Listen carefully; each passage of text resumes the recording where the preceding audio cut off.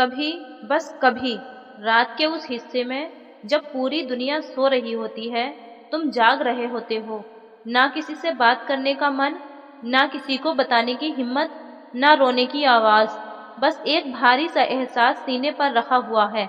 تم سوچتے ہو میں نے صبر کیا، بہت کیا، اتنا کہ اب مجھے یاد بھی نہیں کہ آخری بار کب میں نے دل کھول کر کچھ مانگا تھا۔ یہی وہ لمحہ ہوتا ہے جہاں انسان ٹوٹتا نہیں، خاموش ہو جاتا ہے۔ اور یاد رکھنا، ہر ٹوٹن دکھائی نہیں دیتی، کچھ ٹوٹنیں روح کے اندر ہوتی ہیں۔ آج کی یہ بات ان کے لیے ہے جو ہنستے ہوئے سب کچھ سہ لیتے ہیں، جو مضبوط دکھتے ہیں لیکن اندر سے تھک چکے ہوتے ہیں۔ صبر کو لوگ غلط سمجھتے ہیں۔ لوگ سوچتے ہیں صبر مطلب سہتے رہو، بولو مت، چپ رہو، خود کو بھول جاؤ۔ نہیں، یہ صبر نہیں ہے۔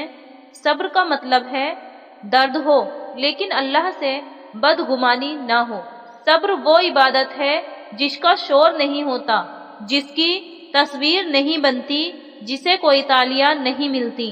اور اس لیے صبر کرنے والا اکثر اکیلا ہوتا ہے، لیکن ہر صبر کی ایک آخری حد ہوتی ہے، اور جب انسان اس حد تک پہنچتا ہے تو اللہ اس کی زندگی میں کچھ نشانیاں بھیجتا ہے۔ نمبر 1، پہلی نشانی، تمہاری زبان تھک جاتی ہے۔ پہلے تم بولتے تھے، شکایت نہیں، صرف اپنی بات رکھتے تھے۔ پہلے تم کہتے تھے مجھے برا لگا، مجھے درد ہوا، مجھے سمجھو، لیکن اب تم چپ ہو جاتے ہو۔ اب اگر کوئی تمہیں غلط بھی سمجھے تو تمہیں صفائی نہیں دینی۔ کیوں؟ کیونکہ اب تم جان چکے ہو جسے سمجھنا تھا اس نے پہلے ہی سمجھ لیا ہوتا۔ یہ خاموشی کمزوری نہیں ہے، یہ وہ جگہ ہے جہاں انسان بہت کچھ کہہ سکتا ہے لیکن کہتا نہیں، اور یہی وہ خاموشی ہے جسے اللہ سب سے صاف سنتا ہے۔ جب انسان چپ ہو جاتا ہے تو دنیا سمجھتی ہے شاید اسے اب فرق نہیں پڑتا، لیکن سچ یہ ہے اب فرق اتنا پڑتا ہے کہ بولنے سے ڈر لگتا ہے، کیونکہ ہر بار بولنے پر غلط سمجھے جانے کا درد اور گہرا ہو جاتا ہے۔ خاموشی اس انسان کی ہوتی ہے جو بہت بار اپنی بات کہہ کر تھک چکا ہوتا ہے، اور عورتوں کے لیے یہ خاموشی اور بھی بھاری ہوتی ہے، کیونکہ ان سے کہا جاتا ہے ایڈجسٹ کر لو، سب سہ لیتے ہیں، اتنا مت سوچو، اور ایک دن وہ سچ میں سوچنا چھوڑ دیتی ہیں۔ یہی وہ دن ہوتا ہے جب صبر اپنی آخری حد کو چھوتا ہے۔ اللہ اس خاموشی کو خالی نہیں جانے دیتا۔ نمبر 2، دوسری نشانی، تمہارے اندر سے امید مر جاتی ہے۔ سب سے دردناک پل وہ نہیں ہوتا جب تمہیں کوئی چوٹ پہنچاتا ہے، سب سے دردناک پل وہ ہوتا ہے جب تم سمجھ جاتے ہو اب کوئی نہیں بدلے گا، اب تم کسی سے کچھ ایکسپیکٹ نہیں کرتے، نہ پیار، نہ سمجھ، نہ معافی۔ تم کہتے ہو جو ہے ٹھیک ہے۔ یہ بے رخی نہیں ہے، یہ تھکی ہوئی روح کی سیلف ڈیفینس ہے۔ اور جب انسان لوگوں سے امید چھوڑتا ہے تبھی وہ اللہ سے جڑتا ہے۔ لوگ سوچتے ہیں امید چھوڑنا نگیٹو بات ہے، لیکن نہیں، کچھ امیدیں انسان کو زندہ نہیں رکھتی، دھیرے دھیرے مارتی ہیں۔ بار بار انتظار کرنا کہ شاید آج سمجھیں گے، شاید آج بدلیں گے، شاید آج پوچھیں گے، یہ انتظار روح کو کھا جاتا ہے۔ اور جب تم امید چھوڑ دیتے ہو تب پہلی بار سانس کھل کر آتی ہے، اب کوئی تمہارے موڈ کا ذمہ دار نہیں، اب تم کسی کے بدلنے پر اپنی خوشی نہیں ٹکاتے۔ یہی وہ موڑ ہے جہاں انسان اندر سے مضبوط ہوتا ہے۔ نمبر 3، تیسری نشانی، دعائیں بدل جاتی ہیں۔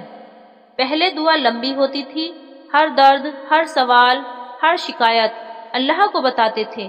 اب بس اتنا کہتے ہو یا اللہ تو جانتا ہے، اور یہی دعا سب سے گہری ہوتی ہے، کیونکہ اب تم سمجھ چکے ہو اللہ کو سمجھانے کی ضرورت نہیں۔ ایک وقت آتا ہے جب انسان دعا کرتے کرتے چپ ہو جاتا ہے، کیونکہ اب دعا بھی تھک جاتی ہے۔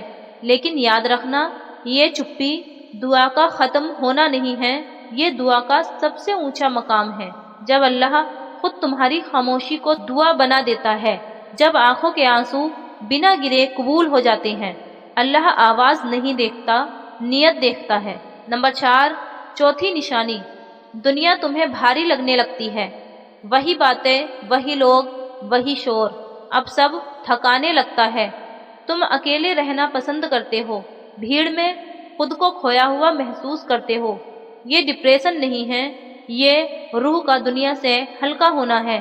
جب صبر کی حد آتی ہے تو انسان بھیڑ سے ڈرنے لگتا ہے، کیونکہ بھیڑ میں سوال ہوتے ہیں، نصیحتیں ہوتی ہیں، تلنا ہوتی ہے، اور اکیلے میں کوئی جج نہیں کرتا۔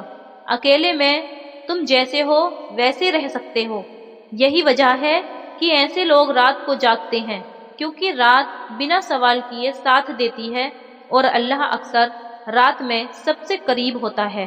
نمبر 5، پانچویں نشانی، تم اللہ پر چھوڑ دیتے ہو پوری طرح سے۔ یہ آخری اور سب سے بڑی نشانی ہے۔ اب تم سوال نہیں کرتے، اب تم کہتے ہو جو ہوگا اللہ کی مرضی سے ہوگا۔ یہی وہ جگہ ہے جہاں قسمت مڑتی ہے۔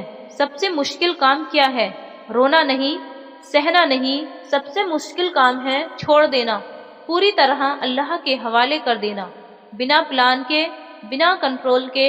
اور جب انسان یہ کر لیتا ہے تب اللہ خود پلان بناتا ہے۔